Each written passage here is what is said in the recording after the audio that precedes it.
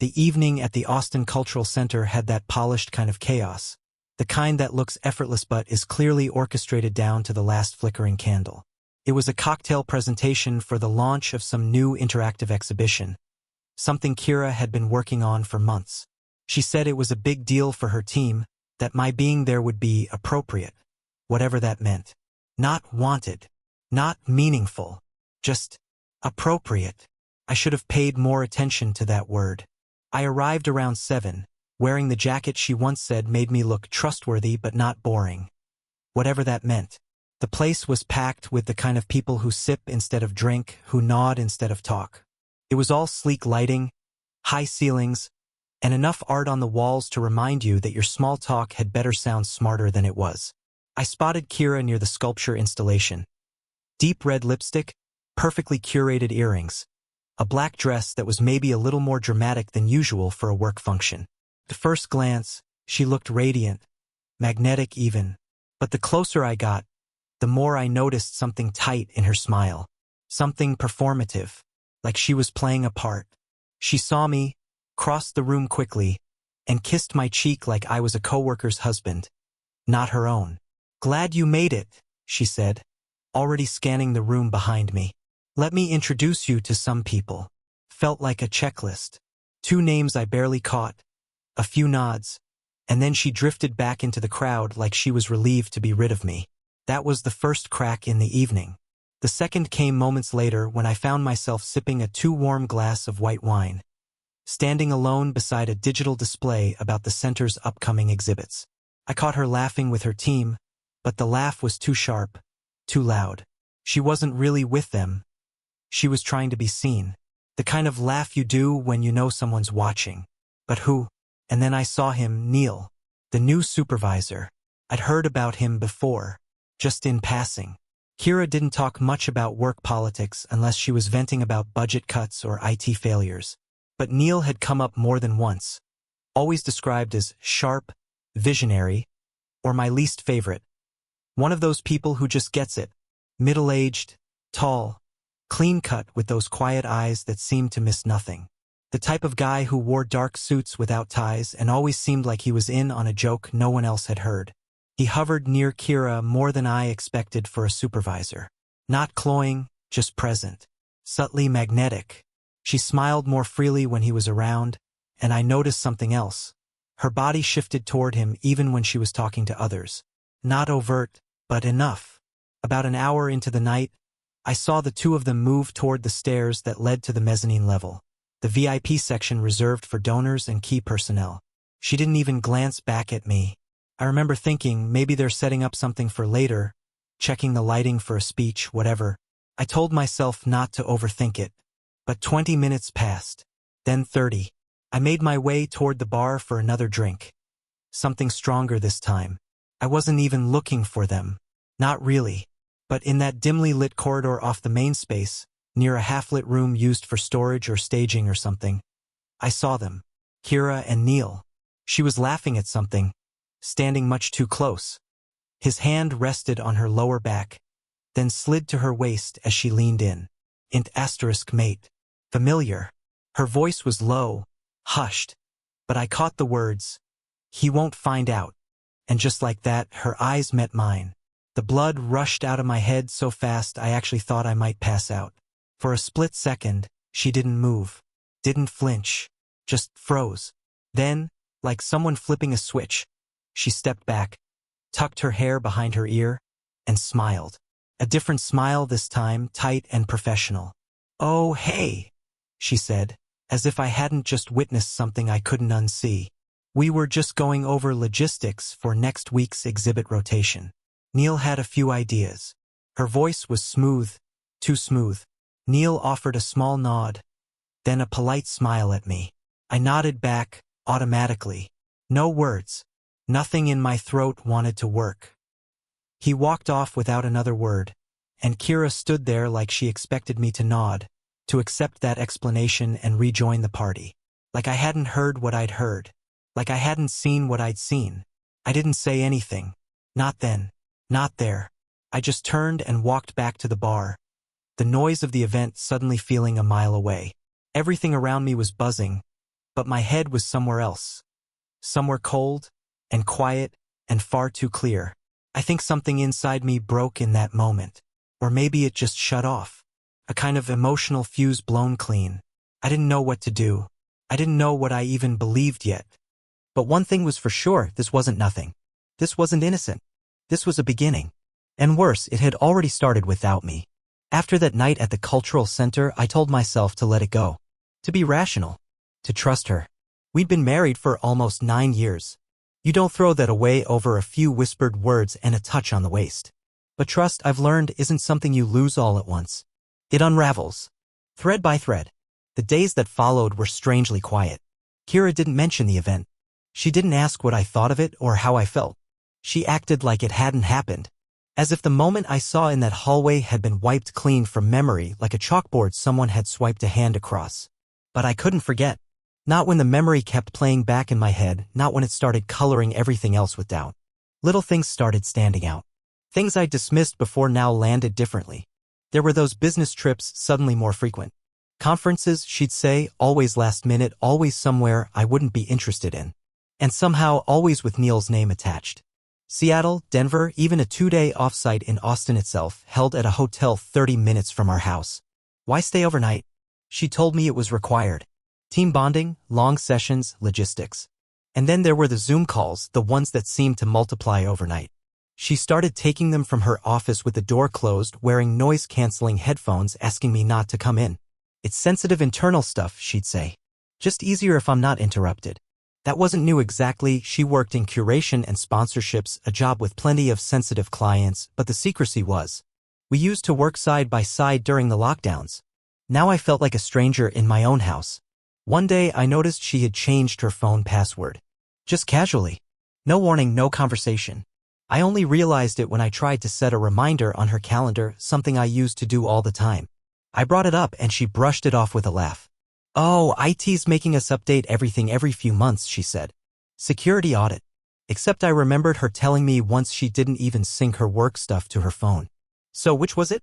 And then there were the perfumes. She started wearing new scents. Not every day, just now and then. Floral ones, richer than what she usually wore. We'd always shared an interest in scents, even picked them out together. I would have known if she bought something new. But these appeared suddenly. Once, I found a small travel vial in her car, a brand I didn't recognize. When I asked about it, she said it was a sample from a coworker. You know how some of the girls are into all those niche lines, she added. I nodded. But the answer didn't satisfy me. It sounded borrowed. And speaking of the car, one afternoon, while cleaning it out before a weekend drive, I found a scarf. Beige with subtle green lines tucked under the passenger seat. Not Kira's. Not mine. I held it in my hands like it was radioactive. Brought it inside. Asked her if she'd left it there. Her reaction was too quick. Oh, that must be Madeline's. From our offsite. She probably dropped it when I gave her a ride. She grabbed it too fast. No follow-up. No offer to return it. But the moment that really shook me came late one Thursday evening. I walked into her office without knocking, not to catch her, just to ask what she wanted for dinner. I figured she was still in that Zoom. But she wasn't.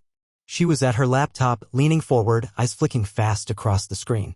She jumped when she saw me and slammed her laptop shut. Literally slammed it. Jesus, you scared me, she said, clutching her chest. What were you working on? I asked. She shook her head. Just staff notes. Budget stuff. You know, nothing fun. I didn't believe her. Not even a little. The way she reacted, it wasn't guilt exactly. It was fear. Panic. The kind of fear people get when something fragile is about to break. Later that weekend, I found myself scrolling through her company's internal site. They had posted photos from a recent team-building escape room event. I clicked out of curiosity. I hadn't even known she went. There were group sh*TS, candid moments, all the usual stuff.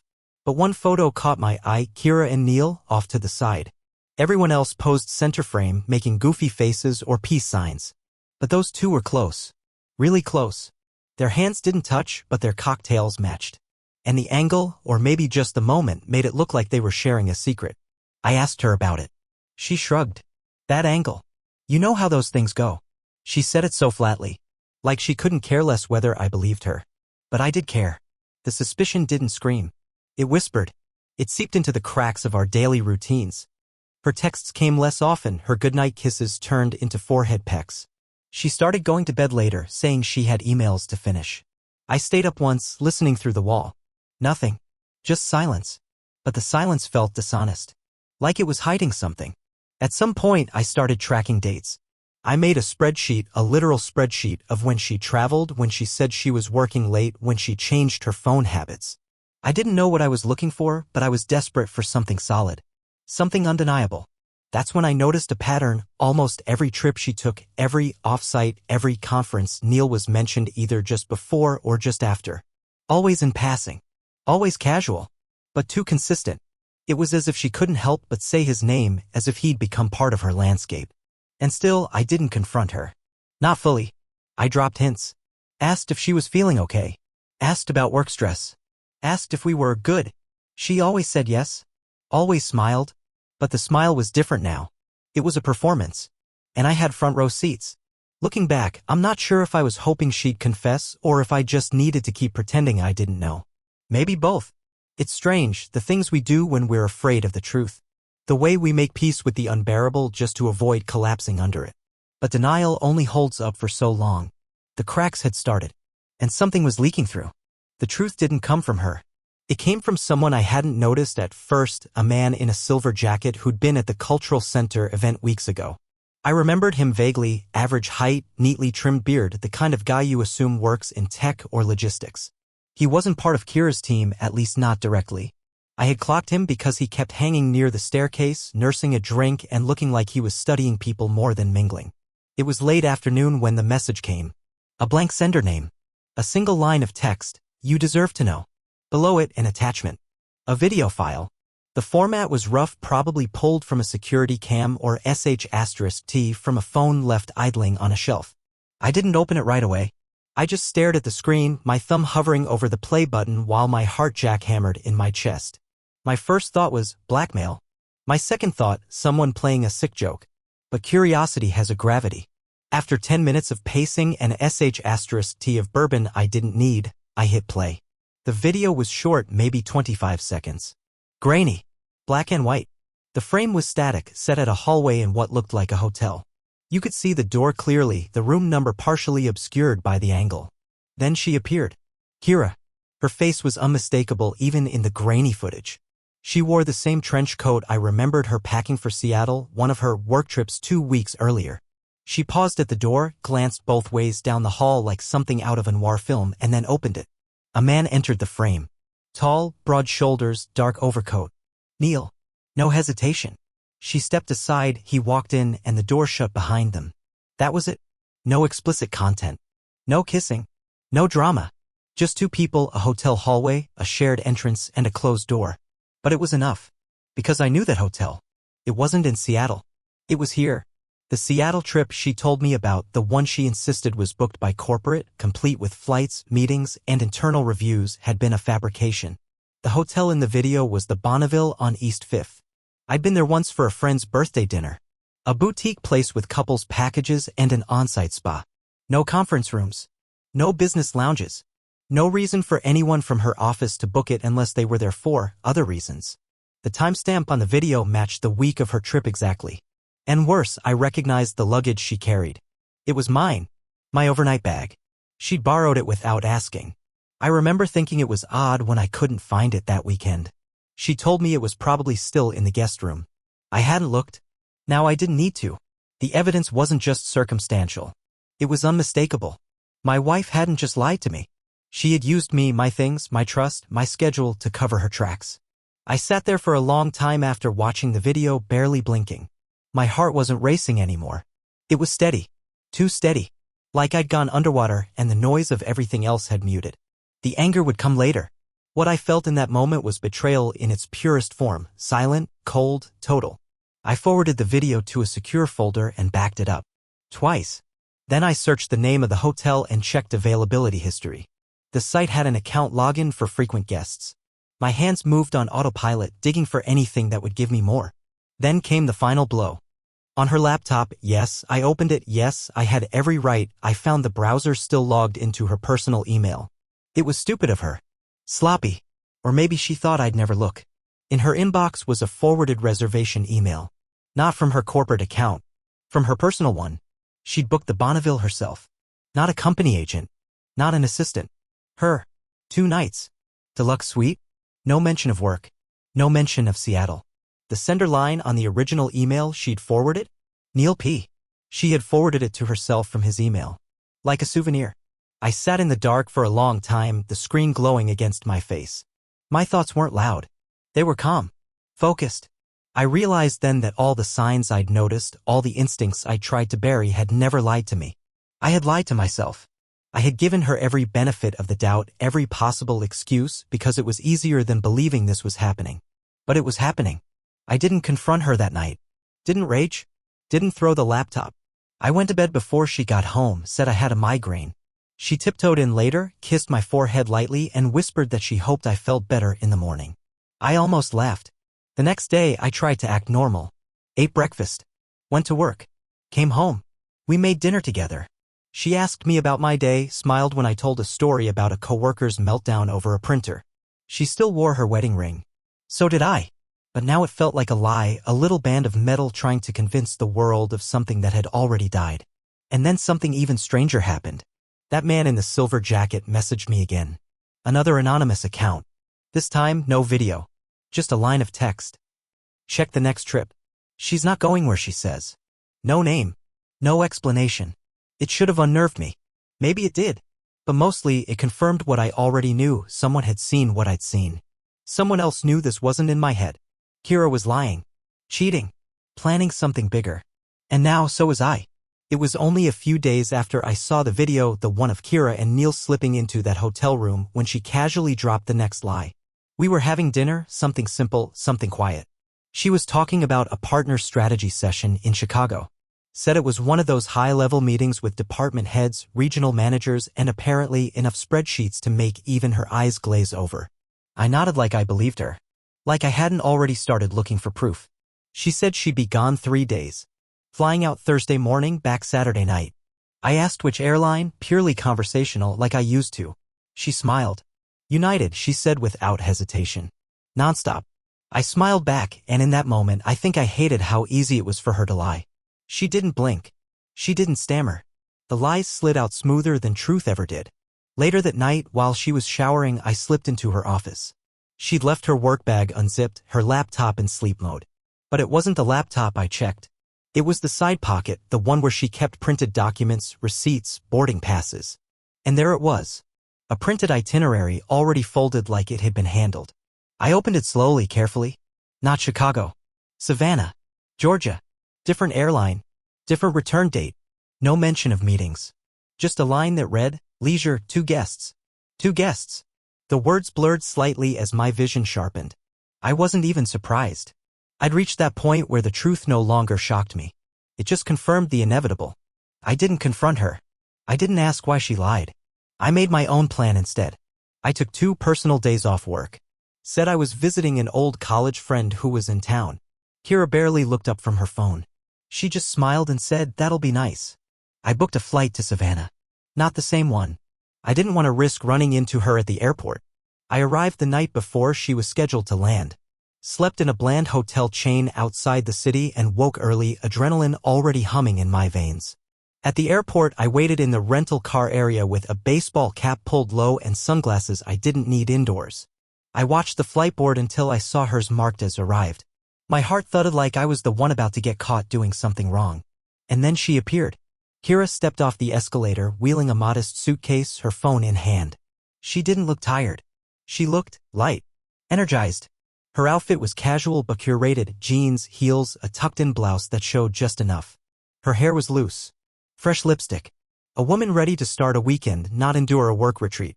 And there he was. Neil. He emerged from the opposite end of the terminal, already walking toward her like it was the most natural thing in the world. No hesitation. No checking over his shoulder. She smiled when she saw him, a smile I hadn't seen in months. He leaned in and kissed her cheek. She touched his chest as they laughed about something. Then they walked together to the rental car desk. I didn't follow them into the city. I didn't need to. My goal wasn't confrontation. It was confirmation. Instead, I drove directly to the Bonneville, the same boutique hotel from the video, the one here in Savannah, not back home. I parked, walked through the lobby like I had a purpose, and approached the front desk. The clerk greeted me politely. I asked if there was a reservation under the name Mills, Kira's last name. My voice was low, nonchalant, like I was helping a friend check in. She frowned. I'm sorry, I can't give out guest details. But I didn't need her to, because behind her, resting against a binder on the desk, was a printed check-in log, half obscured, partially turned. And I saw it. Room 412. K. Mills. Booked for 2 nights. I turned and left without another word. The air outside hit me like cold water. I stood there for a full minute, watching cars roll by, people coming and going with their bags and their plans. I wasn't angry. Not yet. I was something else, detached, like I was floating behind myself, watching this all play out on a screen I couldn't touch. I drove back to my hotel and slept for 10 hours straight. It was the deepest sleep I'd had in months. I flew home the next morning before she even woke up in her 4-star bed with the man she'd been sneaking around with. I didn't leave a note. Didn't make a call. I just went home, fed our cat, took a long shower, and waited. She came back Saturday evening like she said she would. Same suitcase. Same smile. Flight was bumpy, she said, hanging her coat. I'm going to shower. I feel gross. I said sure. She paused as if waiting for me to ask about her trip. I didn't. And that seemed to throw her more than anything. Later, over takeout, she told me about the strategy sessions, the dinner with the marketing leads, the local art tour that was apparently part of the team-building experience. I nodded when appropriate. Asked 1 or 2 neutral questions. She answered them all, crisp and composed. Her lies were smooth. Practiced. But underneath, I saw something I hadn't seen before.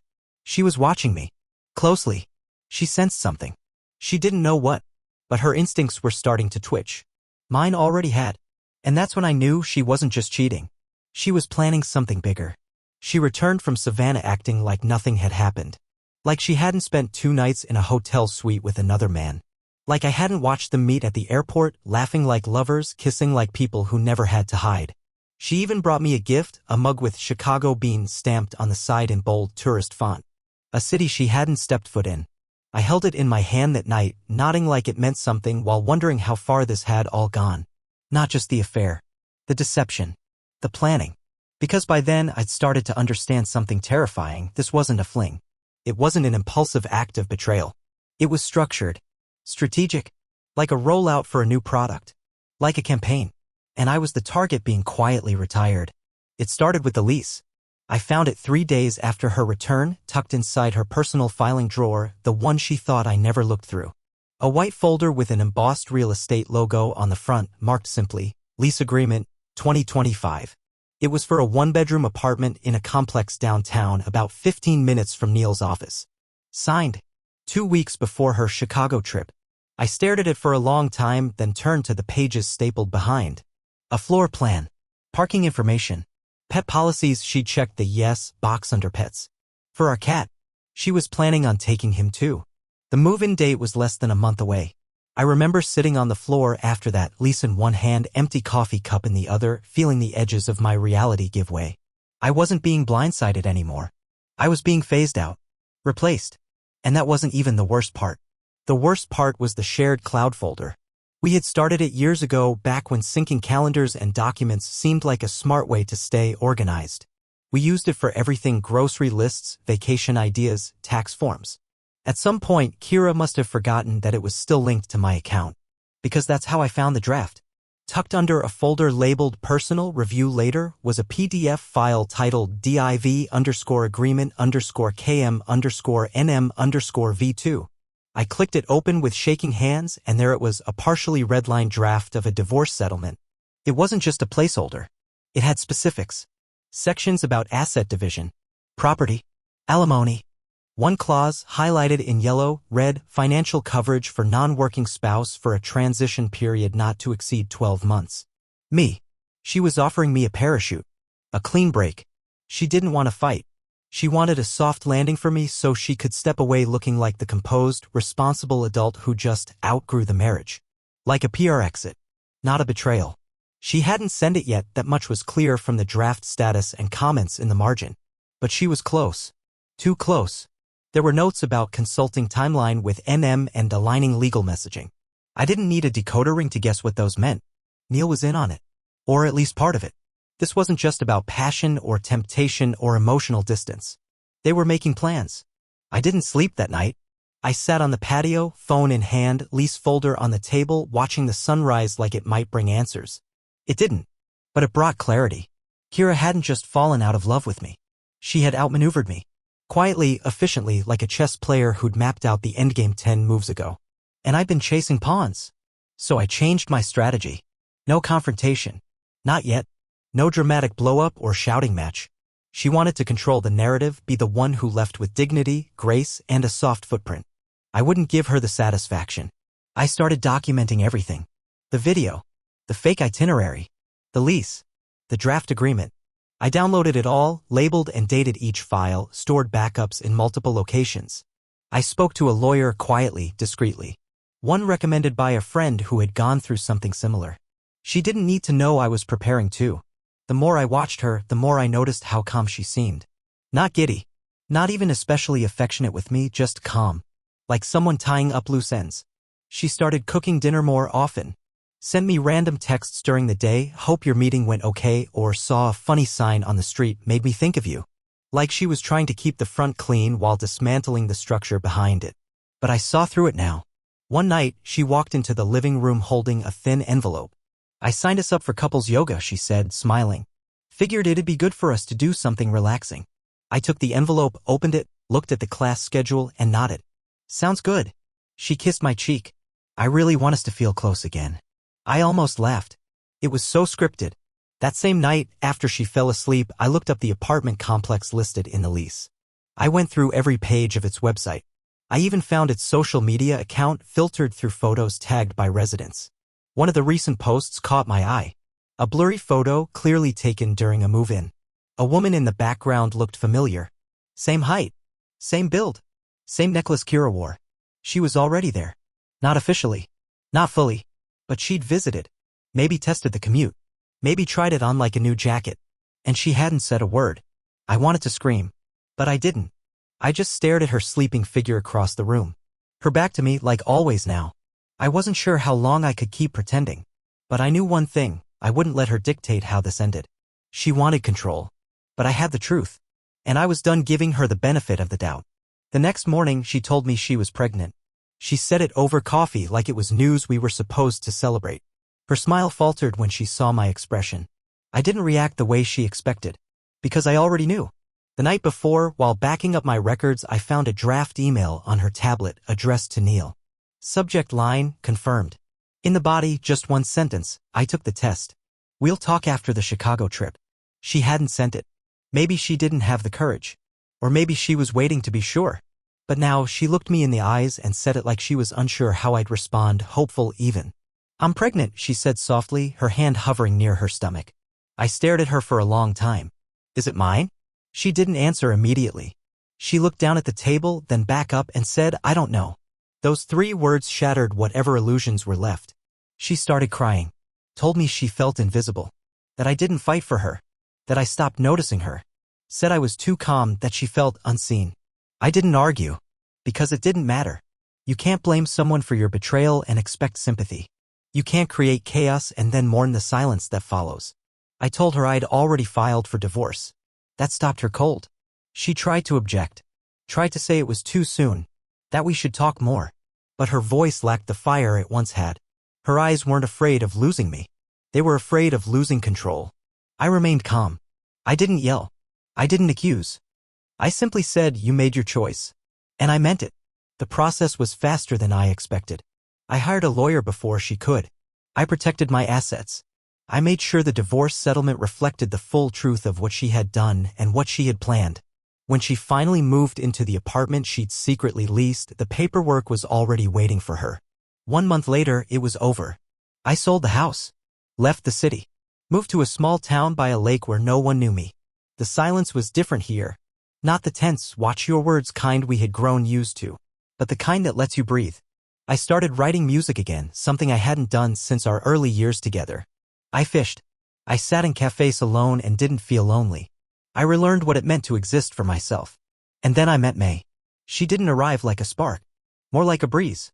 She owned a second-hand bookstore and made terrible coffee but had a laugh that broke the quiet in the best way. She didn't ask for anything I wasn't ready to give. And when I finally told her everything about Kira, Neil, the baby that wasn't mine, she didn't flinch. She said, "You're not broken. You survived." And that stuck with me. Now I wake up in a house that's half-furnished, full of sunlight, and completely mine. There are no secrets here. No second phones. No false meetings. Just peace. To anyone reading this who feels the ground shifting beneath them, trust your gut. The truth always shows itself. And when it does, you'll have a choice. You don't need revenge. You need freedom. And it's worth everything.